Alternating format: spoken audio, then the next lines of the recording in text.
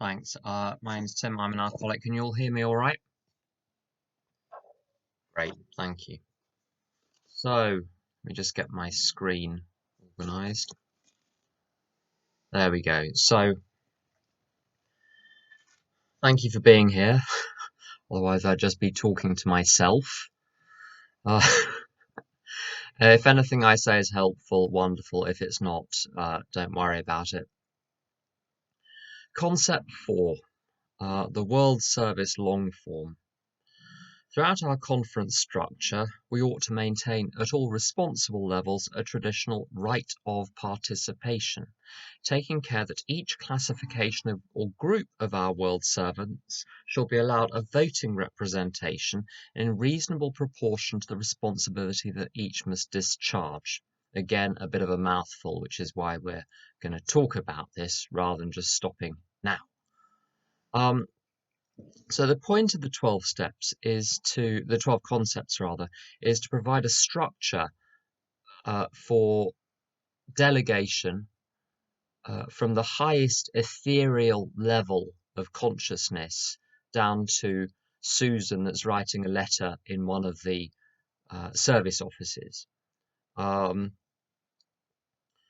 And concepts 1 and 2 established the basic notion that this universal consciousness needs to have a venue in the material world. The way spirit can't do anything in the universe without mind. The universal consciousness of behind AA can't achieve anything unless it's channeled, funneled into a decision-making forum, and that's conference.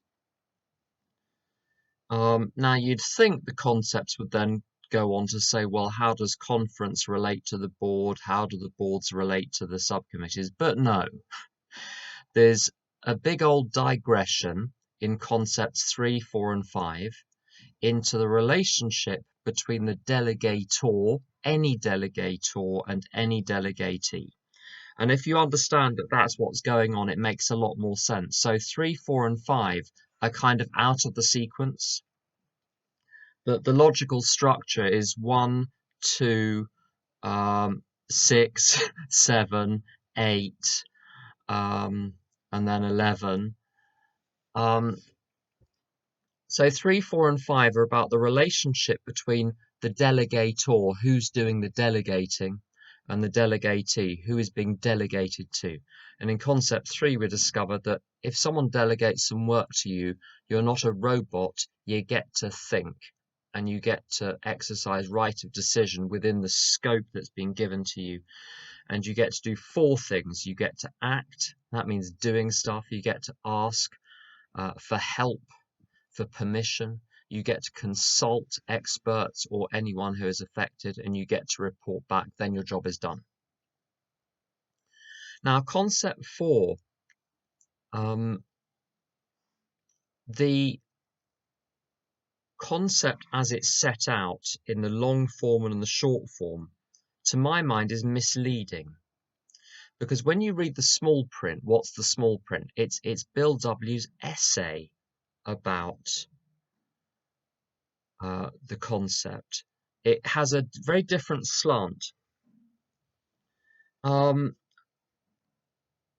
that the idea in concept 4, according to the essay, and this isn't fully made clear in the long form that we read, is that let's say you've got a body which makes decisions, and then some people who are implementing the decisions. What it means is if you're implementing a decision, you also get to take part in the decision-making process at the higher level. So you have 2 roles, and I'll give you an example here. So a group delegates authority and responsibility to its GSR to go to intergroup, to go to district, to go to whatever it's going to. But just because the GSR has stuff delegated doesn't mean that whenever the group needs to make a decision, the GSR leaves a room leaves the room. The group decides what it wants to do. It calls the GSR back and says, right, mate, this is what you're doing. No, no, no, no. The GSR is part of the decision making. This is the specific form of participation it's talking about in the essay. It's not just a general, everyone gets to participate in everything. It's if you're given a job to do, you are part of the forum that makes the decision about what you're going to do. Other examples. My region, London Region North, appoints conference delegates. Again, the conference delegates are part of region in the most general sense, in all its decisions. But they have a specific delegated role. If you have a PI officer or a H&I officer or whoever at Intergroup, they don't come in, get their orders and go out.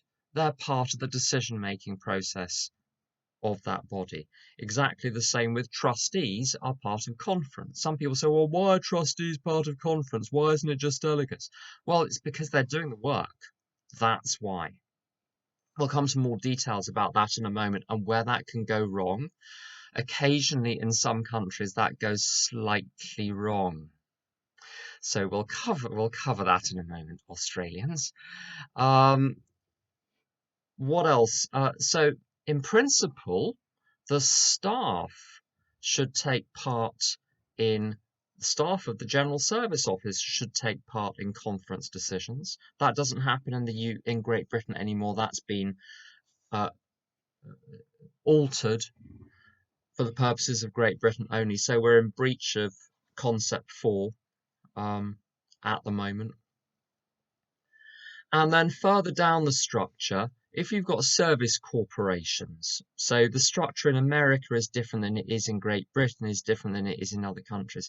But if you've got a service corporation which has a board of directors, that's going to have some trustees on it, it's going to have some experts on it, and it's going to have the staff on it, or some of the staff on it as well.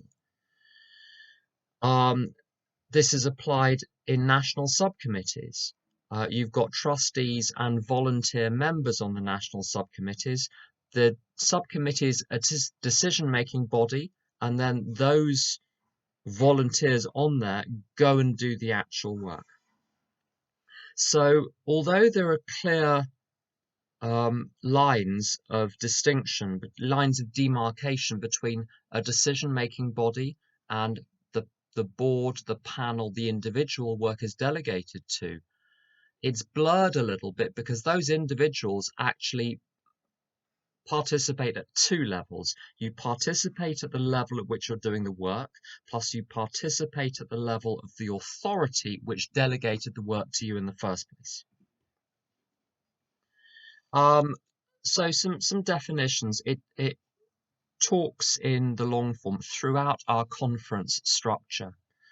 So what that means practically is Concept 4 applies from conference down through the board, down through the service corporations, down through the subcommittees. It's throughout the whole thing. And there's another curious thing as well. It says, I'm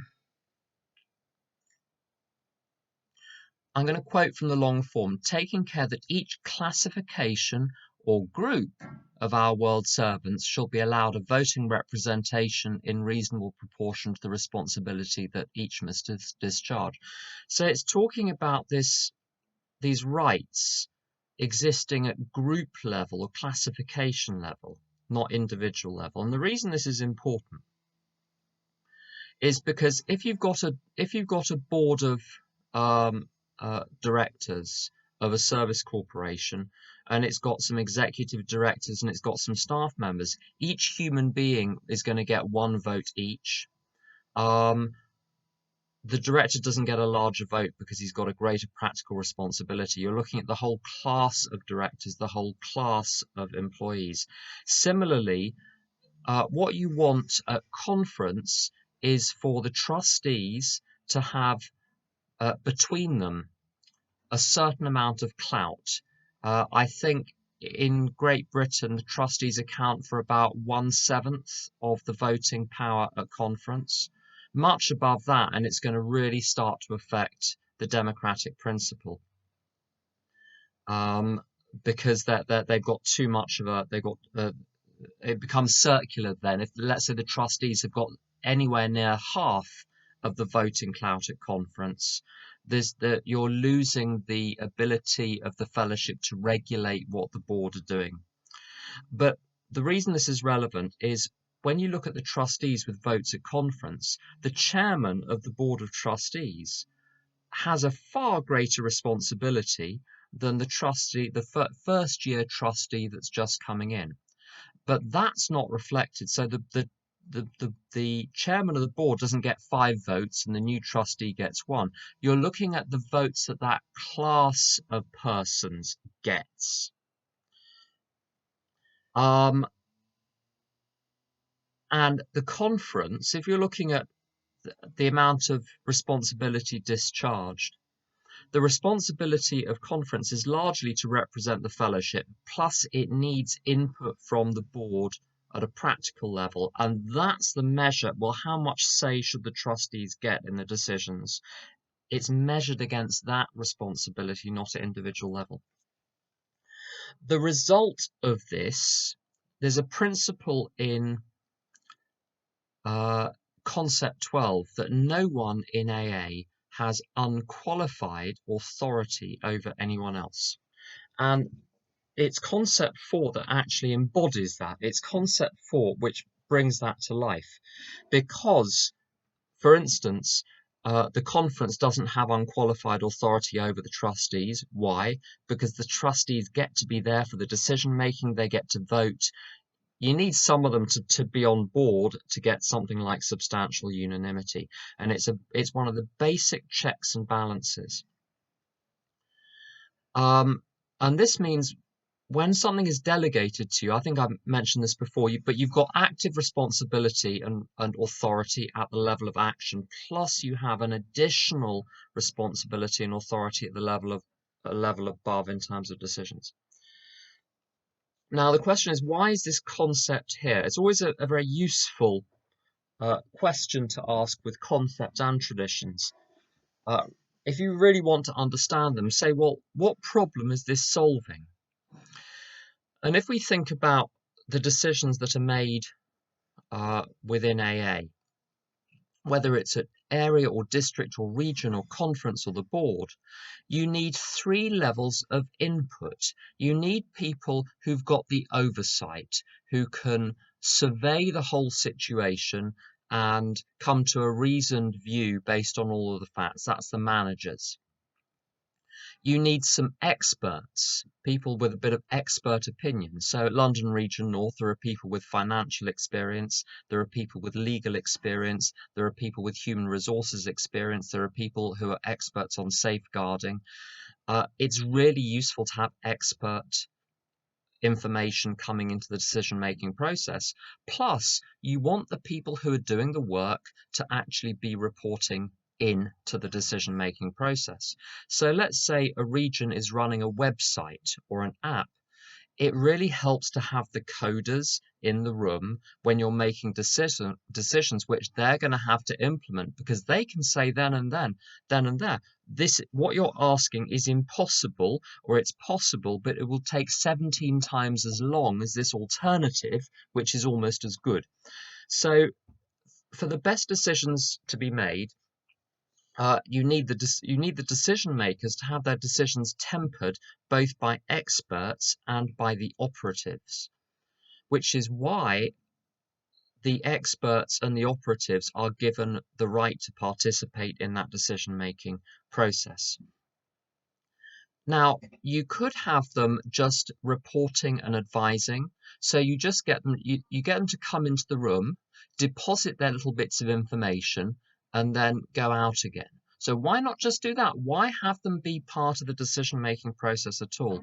And this is the part where, in principle, it should be sufficient to simply have experts and actors, experts and operators coming in and giving information, but we're working with human nature.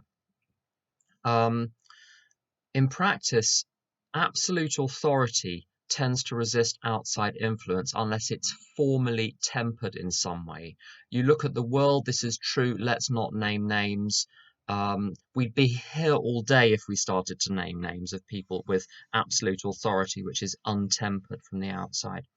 And also early AA, the Bill W's essay has got some wonderful, colourful vignettes with cameo roles played by unnamed early AA members of people exerting absolute authority and stamping around. And so this right of participation acts to temper that. So the knowledge that those people are in the room right from the beginning to the end of the process until you've got substantial unanimity, it keeps people in their lane.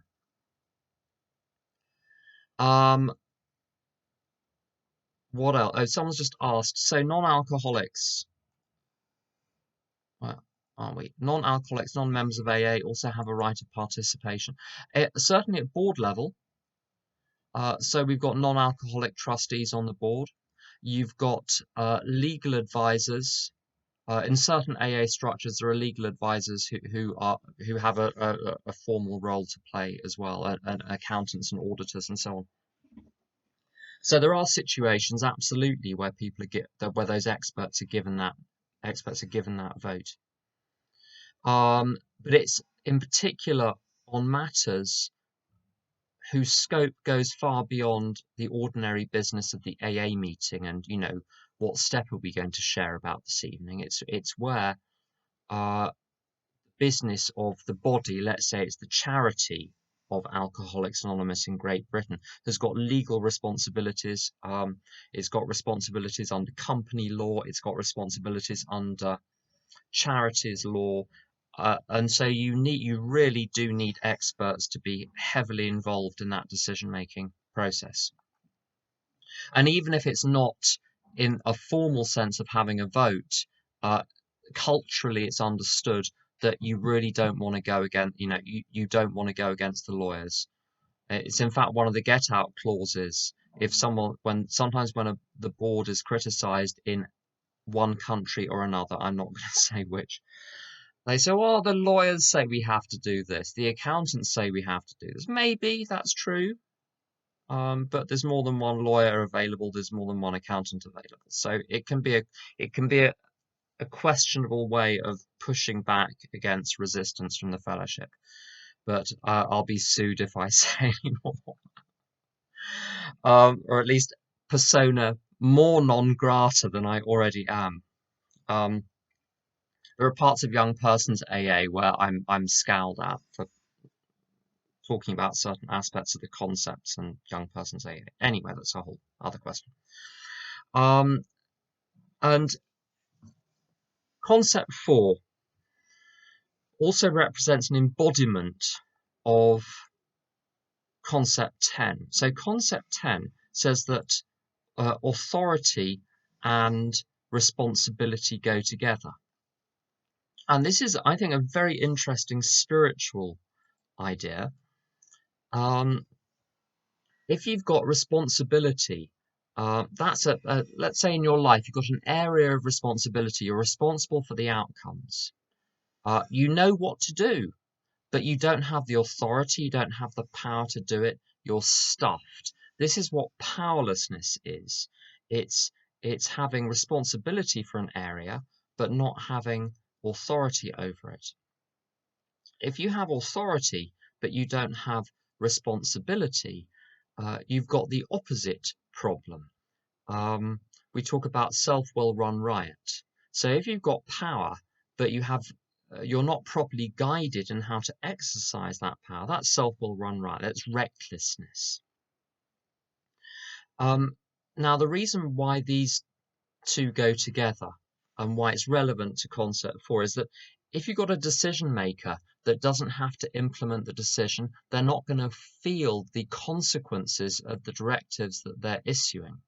And examples that are given in the literature are contradictory directives being given. I'm sure you've experienced in work situations, maybe a single manager giving you contradictory directives on different days because they're not involving you sufficiently in the decision-making process. You've got Cinderella decisions. A Cinderella decision is where Cinderella is asked to separate the rice from the lentils in the ashes. Now, uh, you can give Cinderella decisions all you like, if you're not involved in having to help Cinderella, carry out the task. As soon as the wicked stepmother has to help Cinderella, she's going to be a bit more careful about asking her to do things like separate the rice and the lentils from the ashes. And you're going to get decisions which are ineffective in achieving their purpose and inefficient in achieving their purpose. On the other hand, there's another problem. If you've got responsibility without authority, so you've got to do the work, but you have no input. First of all, I'm sure you've had this in work environments. I know I have. You just resent the terrible decision because it feels like you're wasting your time in some way. You have a sense of futility. You start to be apathetic because caring doesn't help. Caring doesn't translate into input into the decision-making process. You end up in conflict with the decision makers, and you end up careless because the buck isn't stopping with you, the buck is stopping with the decision makers. If you, as the actor or operative, are responsible at the decision-making level as well, you're going to make damn sure you do your job properly. So that's why authority and responsibility going together. One embodiment of that is giving the people who are doing the work a say at the level of participation decision making. There's also a principle of democracy in concept 12. So it's interesting that at conference or even at group level, everyone has the same status. So Bobby, who's been sober for 37 years, and Alison, who's been sober for 18 minutes, have the same vote in the group conscience meeting. No class is set above another, and this is the catchphrase from the essays. In ballots, there are no superiors, inferiors, or advisors. So in the structure, there are superiors, inferiors, and advisors, but in the ballot, those statuses are wiped away. It's one person, one vote. There are a couple of exceptions to the right of participation. The first one is you can't have, or you shouldn't have, a paid staff member sitting on the board of trustees, because one of the key corrective measures available to conference over the board, beyond censoring and redirecting it, is reorganizing it and replacing it altogether. If you've got an employee, it can be, depending on the legal structure, very difficult to do that because you've got someone's employment bound up with their formal status as a trustee.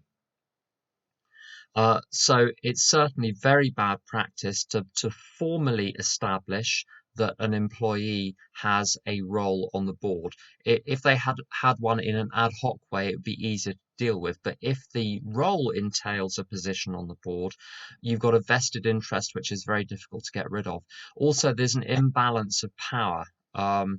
If you've got a general service, a general manager, a general service manager who's effectively the chief executive, the highest executive in one of the service corporations, they might be there for 5 years, 10 years, 15 years, 20 years.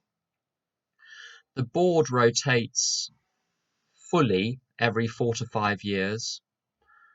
Conference rotates every 3 to 4 years, depending on the precise length of service. So you've got someone who's got the ability to pull rank because of length of service, and it can be very difficult to argue against someone who's been there for 15 years because they're automatically deferred to people. It's like the old timer in the corner at your home group. This is why it's important to move home groups if you're sober a while, is because people just look at you. You know, something happens, people look at you. Why? Because you're the one that's been there the longest. I think one has to work against that, the perception of authority granted simply by having sat in the same chair for a very long time. So those are there is another yep. So there's another exception here, and it's with conference. So if you've got a question at conference which concerns the performance of the board, their qualifications, monetary compensation, or some motion to reorganize or replace them, the trustees should not vote on such matters. In some countries, they do. So this is a difficulty. So application in life. So within the family, we got a family which consists in a immediate domestic family which consists in two people plus a shared cat. Don't ask me how a cat can be shared, but we've discovered a cat can be shared. Um, um, there are two roles of participation. We make major decisions of policy and finance together, but then one of those decision makers has to go away and do the work. So who's going to cook on what night and what time is dinner going to be ready? That's decided at the higher level, and then one person goes and actually implements that. So there isn't a strict division between the decision makers and the people doing the work. The people doing the work are part of the decision making process, and this can work. I've seen friends of mine have got children where the children take part in the family decision making as well. In sponsorship, this applies as well.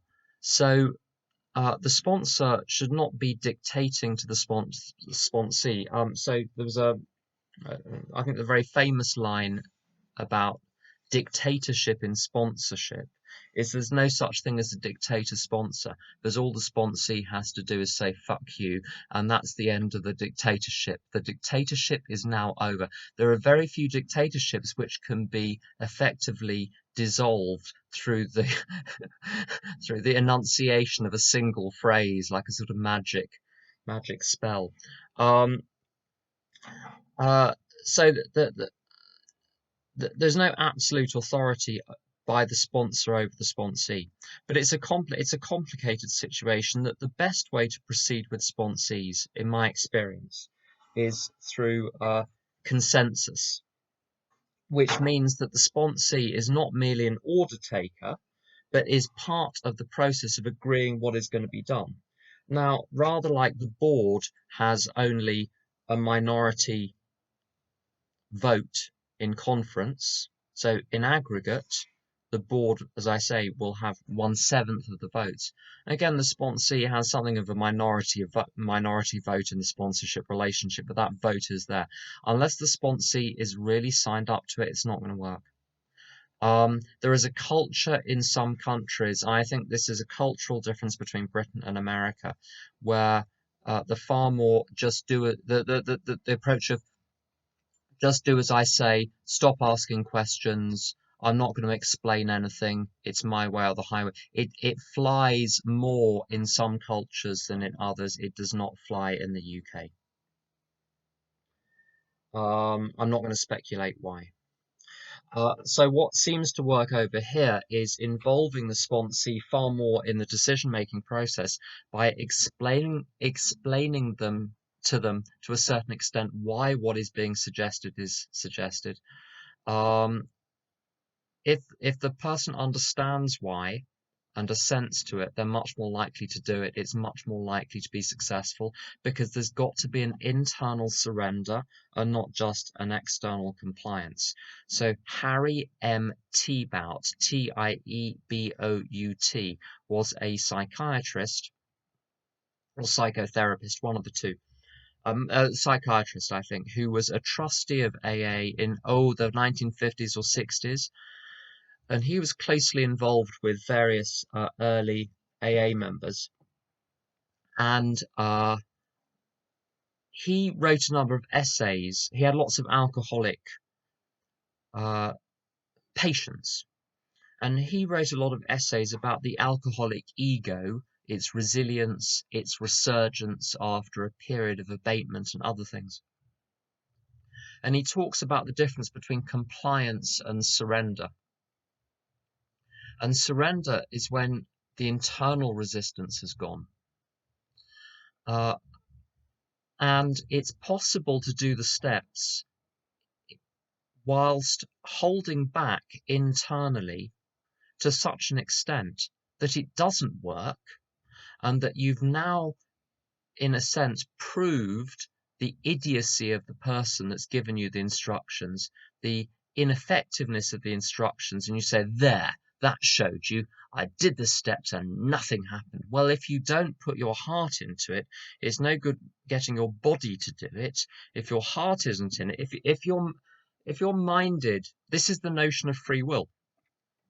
If you're minded to keep all of your old beliefs and minded to simply follow any mental impulses which occur to you without training your mind along new tracks, you can physically perform certain actions and nothing changes. And the game here, by the way, can be to demonstrate that my case cannot be solved, to remove the guilt for continuing to drink or continuing to act out, because actually you want to continue to drink, you want to continue to act out, but you just want to feel less guilty about it.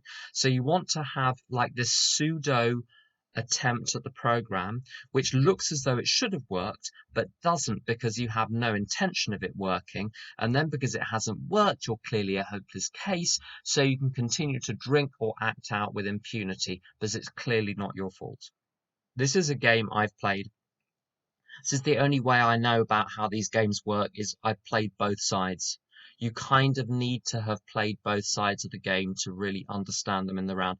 There are 12 or 13 different games that sponsees play with sponsors, which are tokens of relationships that are played between any pair of authority figure and younger person. It can be, a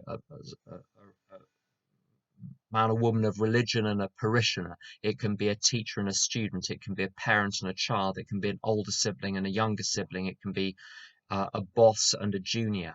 It can be anything. A psychotherapist and a patient, a doctor and a patient.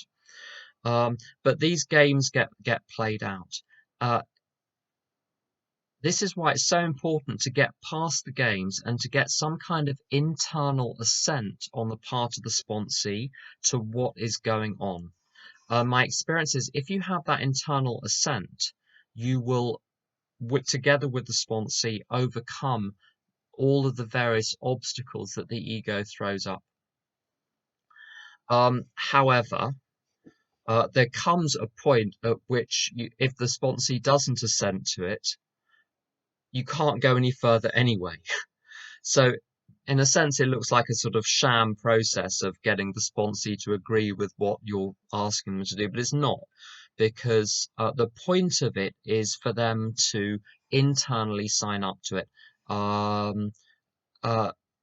Although there's nothing else on offer, if they don't sign up to it, there is literally nothing else on offer. I'm sure I've told the story before about the restaurant in France I went to. I'll tell the short version. A restaurant I went to in France where on the chalkboard it says the chef suggests, and then it was the name of the dish. And we said, what if one of us doesn't want that? He said, I have nothing else to suggest. The chef's suggestion was the only thing on the menu.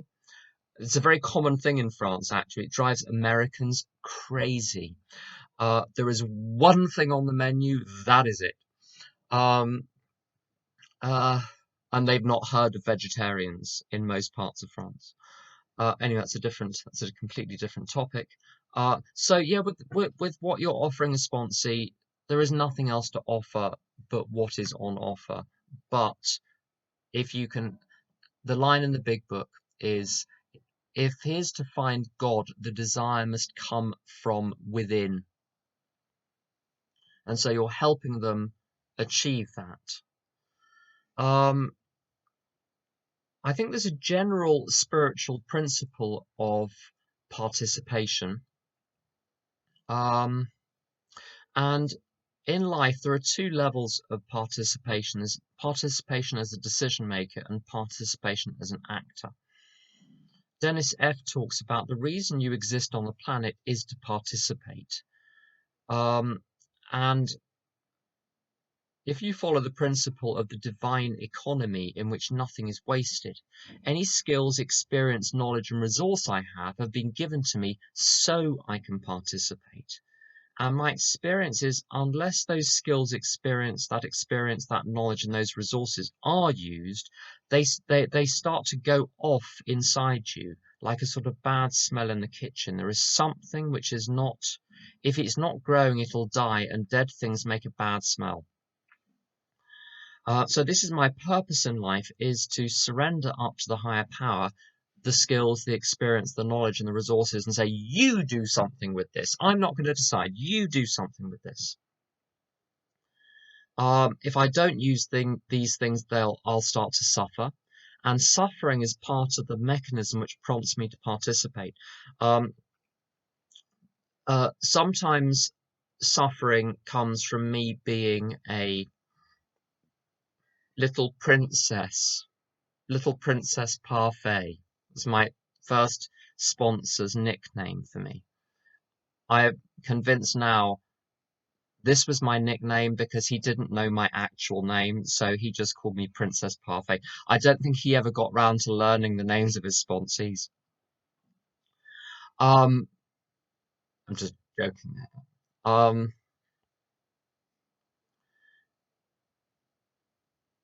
What was I going to say about? What was I saying about my first sponsor? Oh yes. So sometimes the reason I'm suffering is because I'm being a princess. Sometimes the reason I'm suffering is because I have what my sponsor refers to as um, uh, divine discontent. So the discontentment with something is not the sign of a character defect per se. It's not my madness, it's my last shred of sanity. Sometimes the thing which is driving you crazy is the sanity, because what you think is the sanity of your life is crazy. So the fact it's driving you crazy is actually the manifestation of your sanity. And you think, when you think, this is impossible, this is insane, I can't go on like this. Sometimes you have to listen to that. Sometimes you're just being a jerk. Sometimes you have to listen to it. And it takes a lot of discussion with other people to find out whether you're being a jerk or whether, no, God wants you to just jack it all in and go and do something else. Um, uh, Someone that helped me a lot in my first few years, Maureen, she said she's seen more trouble come in AA through this one thing than anything else: people following their dreams. It's a very interesting thing to say, because it's something that people throw out uh, on on on Facebook. You've got to follow your dreams. You've got to listen to your heart. Nothing happens in the world by God. Nothing happens in God's world by mistake. And there are footnotes to all of these. There's small print to all of these.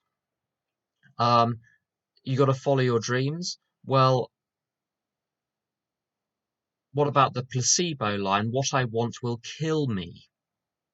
I resonate far more with that than you got to follow your dreams. But there is the occasional exception where there is a divine inspiration which rejects everything around you, and that's genuine. But as I say, it takes a lot of spiritual discernment to find out what's going on. Is this God talking to you, or is this your ego talking to you? Bill C talks about you've got to listen to your gut, but sometimes your head masquerades as your gut. It dresses up as your gut. So be careful. Anyway, the point being, there is no waste in the divine economy. If there is something within me, I need to find a way of surrendering that to the higher power so that that can be channeled into my participation in life.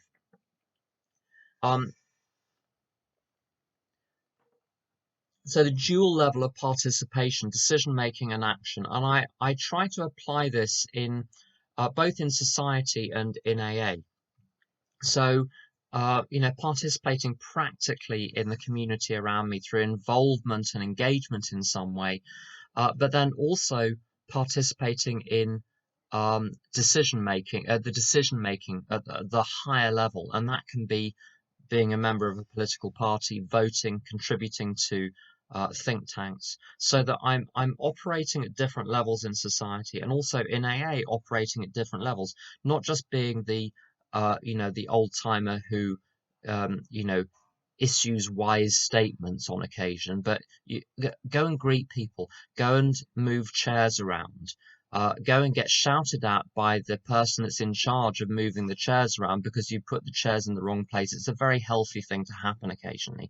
Go and make the tea. Just participate at all levels, at the practical level and at the higher decision making level. I like the general spiritual principle in this concept of equality, and there's a great line in on page 28 of the big book, which is the end of low self-worth. Well, I'll say the line and then I'll tell you why I'm laughing. If what we have learnt and felt and seen means anything at all, it means that all of us, whatever our race, creed, or colour, are the children of a living creator with whom we may form a relationship upon simple and understandable terms as soon as we're willing and honest enough to try. So what this means is, if I'm the offspring of a living creator, I am made, that I, who is the real me, is made of the same substance as that creator. If I'm made of the same substance as whatever created the universe, I have the value of that creator as well, along with everyone else. So I'm of infinite value, you're of infinite value, everyone is of infinite value. Even Stalin did not disagree with the notion that an individual is of infinite value. He said, you kill one person, you kill a million people, it's the same thing. And so even Stalin gets the point. And so this is the basis of my self-worth. I'm of infinite value because I'm given that value by the higher power who created me. To have low self-worth is to say, God is not very bright. I have such great insight. I have discerned that I am of no value, in distinction to God who thinks I'm of great value. But because I'm so much wiser, I know I'm right and God is wrong. Now, there are lots of reasons why low self-worth arises. I've certainly experienced what presents as low self-worth, but it can come through a couple of different forms.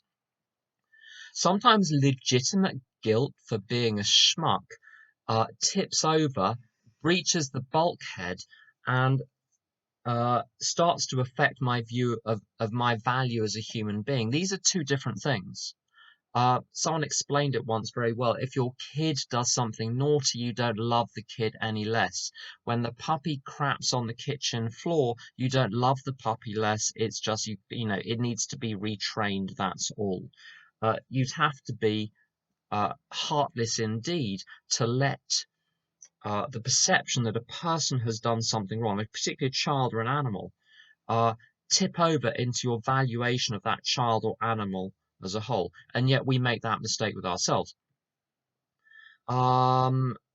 Secondly, a lot of my low self-worth came from my failure to live up to my ambition to beat everyone else into the ground and be number one. So if I was number two in something, I felt low self-worth, but only because my entitlement to be number one had been thwarted. And that is not originating in low self-worth. That's originating in hubris, in wanting to be number one. And you're not gonna beat that one by building the person up. You beat that one by pulling the ego down, then the plus establishing this level playing field. Which is why a lot of attempts by other people to help me with my low self-worth over the years failed, because they were addressing the wrong problem. So what else? Equality is a general spiritual principle in AA. In group conscience meetings, one person, one vote.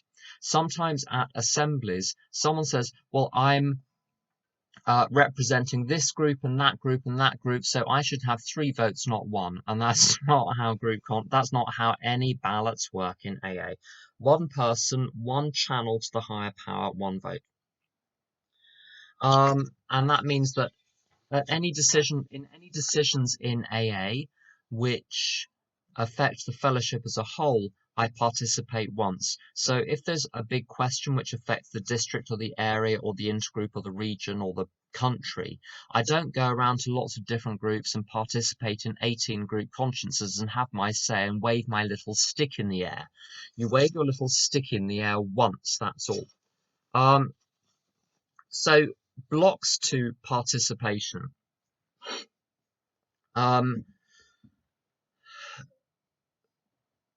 I tend to have 2 modes. Mode number 1 is getting into things up to my neck. The other one is, if you'll pardon my French, saying "fuck the lot of you, I'm off." Now, why do I withdraw completely? Fear of rejection, fear of failure, fear of responsibility, which means being accountable for my actions, and fear of authority, so being frightened of having to make decisions with consequences, plus also laziness. Now, the solution is don't retreat, advance, but easy does it. So that quotation, easy does it, I think its original meaning, and this is something on which people argue, but I think its original meaning on the part of those who introduced that slogan was go gently as you work with other people. So don't bulldoze, don't control, don't go in there and take charge. Just proceed in a gentle way. Don't force things. So in prayer, don't try and hustle God to give you an answer by, saying a psalm 300 times through gritted teeth. But what it doesn't mean, and this is what it gets used to mean, is I haven't done any step work for 3 weeks, but I've got to take it easy, and that's not the intended meaning, I don't believe.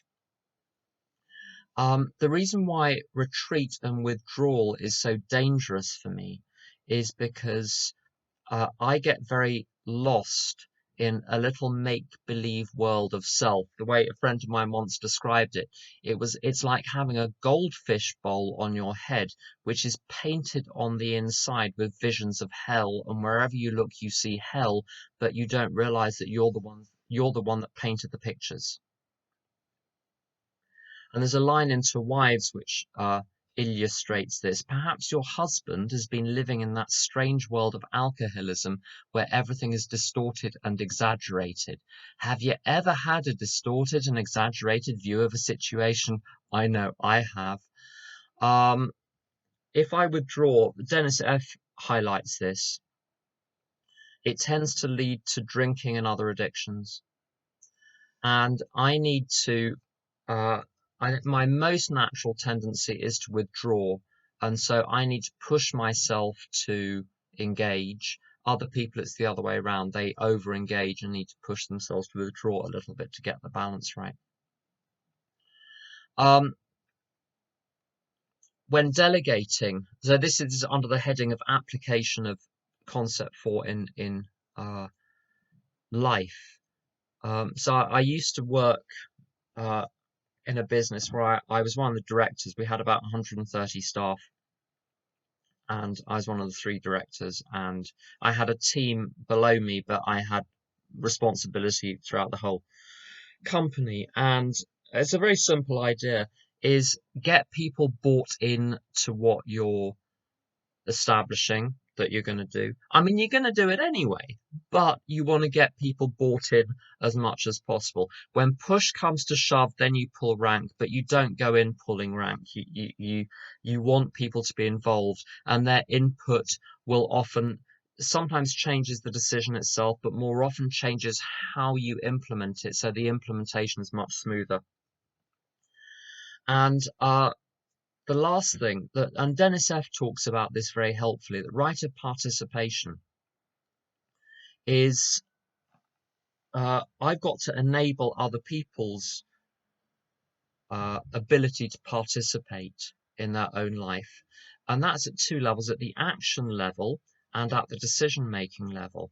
And so the character defect which applies here is enabling. So what I don't want to do is to make other people's decisions for them, to do things for other people they should be doing for themselves. There's a little game that happens in sponsorship sometimes. Have you ever had sponsees that contact you and ask you for information which is available in the public domain? Like, do you have the address for this meeting? Or they'll repeatedly ask you for the same information. Oh, I've lost Susan's number. I've lost Susan's number. I've lost, well, possibly. Or information, you know that the reason you've got the details is because you received the same email that they received, just they can't be bothered to go and look for it in their email inbox, so they're just going to ask you. Now, occasionally as a courtesy, one complies with this, but I'm much keener on pushing back and not doing those tasks for other people they can and should do for themselves. And it's similar with decision making. Dennis F is very strong on this point, that your job as a sponsor is not to make people's decisions for them, but to give them the tools to make the decisions. And so I point people back towards the big book and the 12 and 12, the traditions, the concepts. I give them all the materials I can think of. I've even got little handouts I give people on how does a human being in recovery make a decision? How does a human being in recovery make a major decision? How does a human being answer a question? When a person has a question, how do they answer the question? When a person thinks they have a problem, how do they solve a problem? When a person thinks they might need to respond in a situation, how does a person do that? Because I've got sick over the years. Sick is, that's not by accident that I've said that. I've got sick over the years by responding to the pseudo helplessness of sponsees, going in as the clucking mother hen, doing things for them that they should be doing for themselves, and basically enabling people to stay in an infantilized state. And in some parts of AA, I'm not going to make any friends by saying what I'm about to say, but there we go. There is an approach to AA in some parts of the world which treats newcomers as being malevolent, insincere, and dumb. And one of the standard I've listened to a lot of AA talks over the years, and I've heard AA talks where let's say it's an hour, the first half hour is a series of anecdotes about how dumb I was, how malevolent I was, how base and vulgar and stupid and insincere and uncommitted I was, but I had a sponsor who cared more about my recovery than he did about my feelings, and so I was basically bullied into doing the right thing against my better judgment. And I don't think that's I've never found that approach helpful.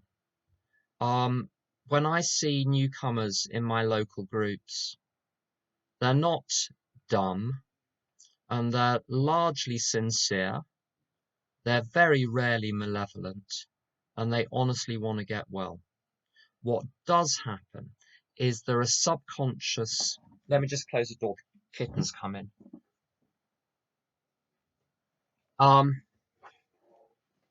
She's going to want to go out in 8 seconds, I can guarantee that. What does happen is that there are subconsciously driven mechanisms um, which prompt people to play what are referred to as games. I did them. It's a game is where what you're doing on the surface move in the game is not the real move underneath. So, you concoct a problem or you present a problem to a sponsor which you could totally solve yourself, but basically you want the interaction, you want the attention, you want what there's an ulterior motive and it's subconsciously driven. People are not malevolent. People largely are not malevolent. They're not doing this on to piss you off. They're not doing this on purpose. But what doesn't help is, let me just let the cat out.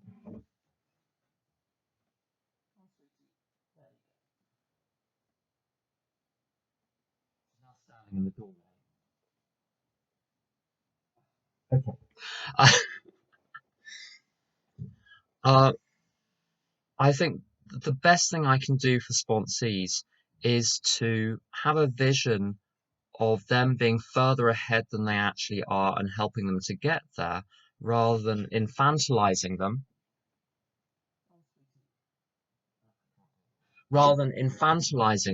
treating them as though they're stupid and having to spell that keep it simple, stupid thing. I never use that. People are not stupid. It's not the right way. If you want people to grow up, you don't treat them as infants, you treat them as grown-ups and have them grow into it. And to treat them with respect and as essentially as equals, you're equals, but you happen to be further along the path. It's not It's not a vertical relationship, it's a horizontal relationship, but you are further along. And I think that's a much healthier way of doing things. Um, one example of a friend of mine in a city a long way away.